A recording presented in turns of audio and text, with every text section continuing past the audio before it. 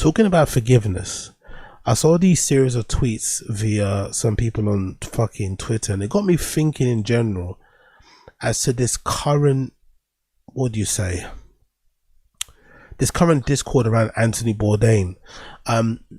If you're not aware, or if you're not on Twitter as much as I am, there has been a lot of like negative anti-Bourdain rhetoric out there.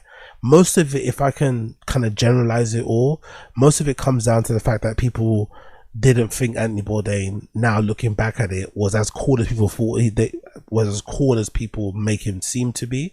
And basically they say his death kind of like cast a dark shadow over his legacy and what he did and the circumstances around it. In so that obviously we all know he unalived himself, but the person he was dating at the time was involved in some very dodgy things involving like PDF shit and stuff. She was a bit of a horrible person.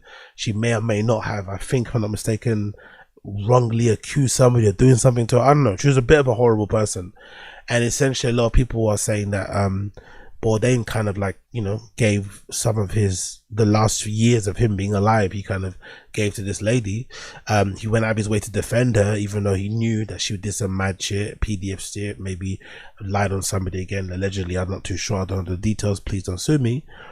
But a lot of that kind of casts a shadow of it. And a lot of people also say, which I'm going to read here, that although he had this lifestyle on his show, No Reservations, and the other things that he did, which I was a big fan of back in the day and still kind of rewatch from time to time, that although that show kind of like presented him one way, his actual life was so dark, so miserable, obviously, to a point where it led him to unalive himself, that you can't really look at the show as a great kind of like marvel of like modern day television and transforming the travel industry and culinary and chefs perception and how it did, because clearly he was living in hell, you know. So there's a lot of negativity around Anthony Bourdain in general, and I really don't buy it. I don't buy it because I feel like if you are a real Anthony Bourdain head and you watched a lot of his fucking, you know, quote unquote fireside interviews, you listened to a lot of his appearances on other shows, you paid attention to what he said on the shows themselves, you would have known there was a bit of darkness there, you know. I didn't know fully to the extent. I'm still one of those people that was very much taken aback and shocked when the news was announced that he passed away. But I think if you were a real Anthony Bourdain head, you would have definitely felt or understood the pain, the darkness, or whatever he was going through at that time. It wouldn't have been new to you. But what made the show great was that he was able to kind of battle against that, even though, again, he came across, in my opinion, also kind of shy, introverted, maybe not the most outgoing, like, you know, chefy personality you've ever met, especially when it comes to a social environment. But I think that's what made the show great, because he didn't try to act like this big, gregarious, louder than life type of character. He allowed the people that he brought onto the show to be that, you know. And I think that's what made it so great. He didn't make it like, even though he was immensely cool, immensely interesting person, he didn't make the show all about him, which is very rare to do. It's probably one of the greatest skills I think Rogan had in his you know, when he was first coming up. Now not so much. Now sometimes it depends. Actually, that Russell Crowe interview, he does a really good job taking a back seat, because now, you know, it can be really difficult now, because if you've got a platform that's really big and you invite big guests on, it can sometimes give you this false sense of yourself. You can sometimes start to get gas and think, oh, because I'm really big, that must, if they're on my show, that must mean I'm as big as them. It's like, no. You're just you have a big platform. You know what I mean? They're just using your platform because you have a big platform. Doesn't mean you're as big as them or you're as important to look, whatever. But I think Bourdain did a good job of balancing that. I'll be like, hey, this show is to highlight food around the world and the people behind it, the history, the culture, all of this malarkey. And he's told his story while telling their story and allowing them to tell their story, you know, all at the same time. I think that shit is fucking phenomenal. So I've always been a big fan of Bourdain. I don't get the hate, but I do appreciate seeing it, because it gives me a better understanding of why I like him. Because I always say that I think that's one of the reasons why I really detest like modern day political conversations and shit, because I feel like politics nowadays, especially online, unless people agree with you, they don't want to listen to you. You know, if you have an opposing view to them, they don't want to even entertain it. They have their own view. They just want to like live in silos. Whereas I feel like if you are exposed to other ideas, other points of views, those that you strongly disagree with, it should, in my opinion, strengthen what you have to say, what you believe in. It should really remind you why you are the way you are. It should sharpen your focus. It should really tighten up your reasonings to why you are the way you are and why you don't like that other side, you know? So I do welcome hearing all of these other voices of people who clearly aren't the biggest fans of Anthony Bourdain. One person said the following: what struck me about Bourdain's show was that on the surface they were thrilling, immaculate vibes, the bustling market, the jabber of the languages, the steam, the smoke rising from the pots and grills, the crack of the bottles opening. But then you'd see Bourdain sitting with the local guide, over beer, and conversations was incredibly boring and stilted. A lot of empty space and silence. His eyes would shift around and he'd swig from the bottle. Not a knock on Bourdain, that's just life. Wherever you go, there you are. Eventually the high from exotic locals wears off. The thing with Bourdain that you don't see with other similar shows is that you get to see the mundanity.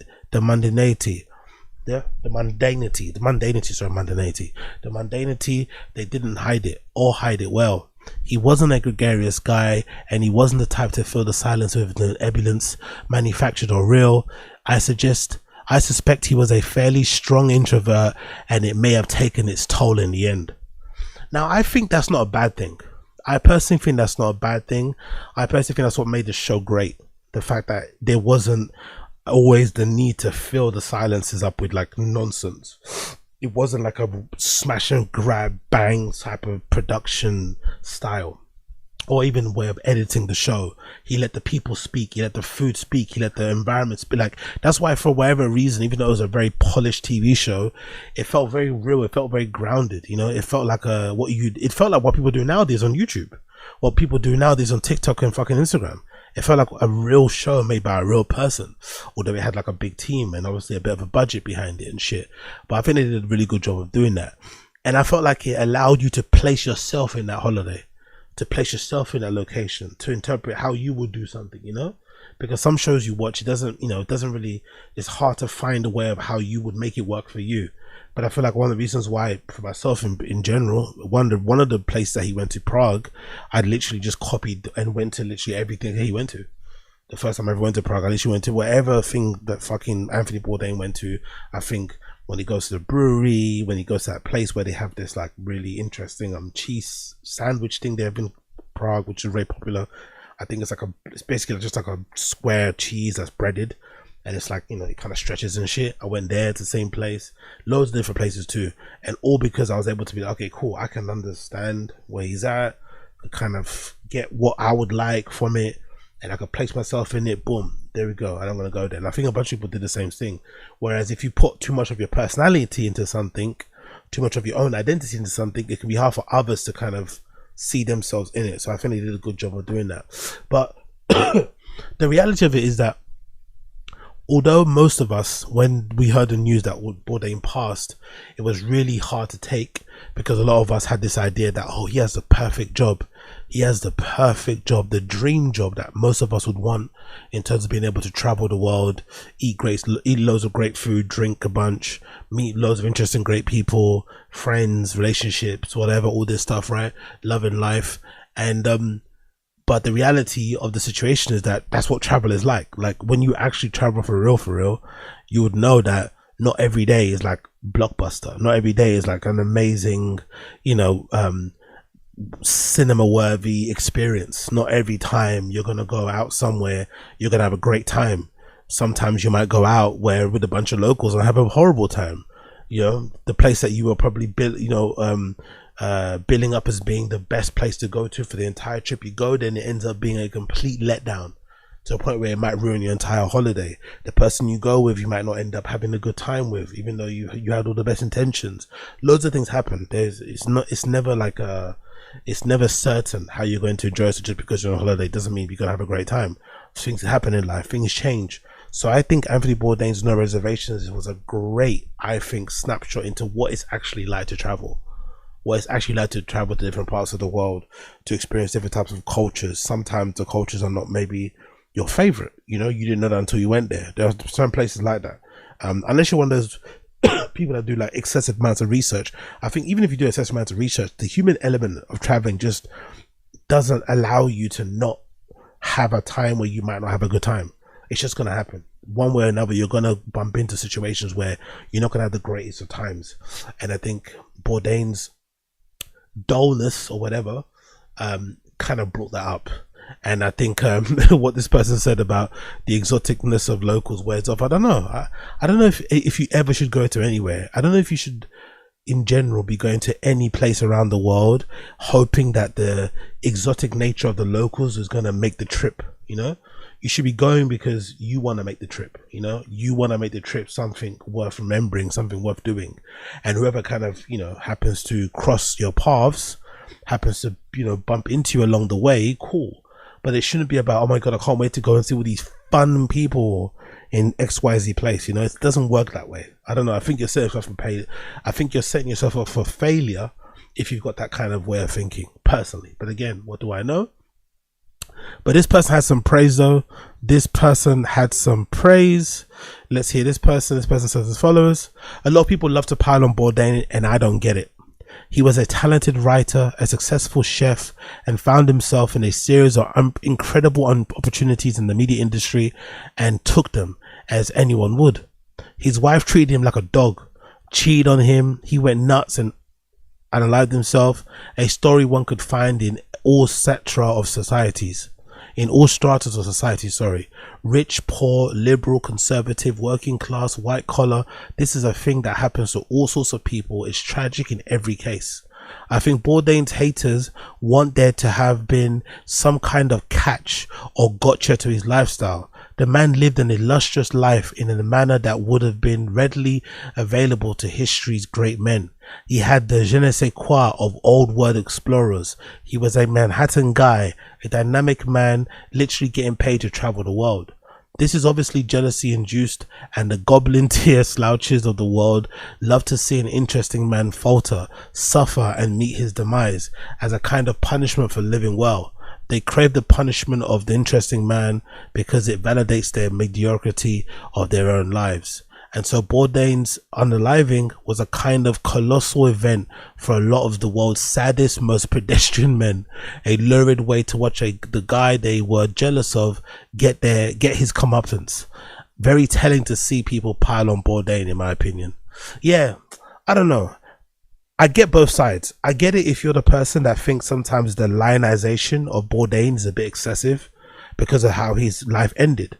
You know, especially because people used his lifestyle, or in an effort to praise Bourdain, people will use his lifestyle as one of the main reasons. Oh my god, look at what he did, look at how he lived his life, free, could do what he wanted, travel the world, he got paid to eat all the great places, travel to the but then some people that don't like him will say, but yeah, but look at the flip side. That same lifestyle is what led him to some maybe questionable life choices, questionable relationship choices, you know, and he, for all the, you know, for however smart people may have thought he was, or for however maybe street smart, worldly, clocked in, whatever, clued up he wasn't able to see that the person right next to him was probably his biggest op. You know, probably his worst enemy. The war, maybe one of the worst to have, and that's maybe the tragedy of life, you know? The person that he fell in love with, because he spoke really highly, I forgot the lady's name, but he spoke really highly of her, because I think she was involved in fucking Epstein too, if I'm not mistaken. But he spoke really highly of her. So she was both his love of his life at that time of his life, but also one of the worst things that ever happened to him. Because there's no doubt, you know, that what he went through with her and just generally his life definitely led to him deciding to not want to be around anymore. Which again, still to this day, one of the worst celebrity death news to come in the wake, because I think it's one of those I think that was one of those bits of celebrity passing or news where I only found out at the end of the day, like towards, like, because I hadn't been on social, no one at my workplace spoke about it or something, and I think I kind of like found out, like literally browsing my feed on the way home. Like that hurt, man. That fucking hurt. So R.I.P. Anthony Bourdain, R.I.P. to the great Anthony Bourdain. Gone but not forgotten. Gone but not forgotten. Gone but not forgotten. What are you guys saying here in the stream chat about this? Big up on 10 toes. How recent is this?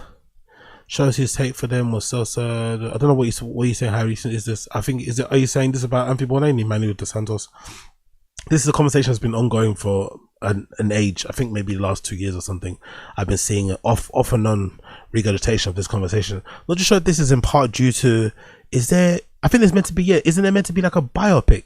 Something's happened recently with the estate of Anthony Bourdain. Maybe there's a biopic or a book. Something's happened recently. I don't know what it was, but whatever happened, people have been reacting to the news. And I guess one of the conversation pieces to come out of it was, oh, is Anthony Bourdain as cool as people remember him to be?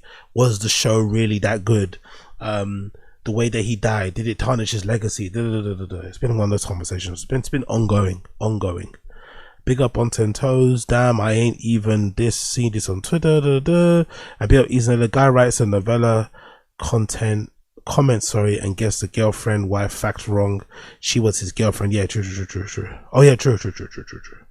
They weren't actually married, were they? They were close to anyway, but they weren't get married at the time of his passing. That's the most important thing. So big up E Zanella. Big up E Zanella.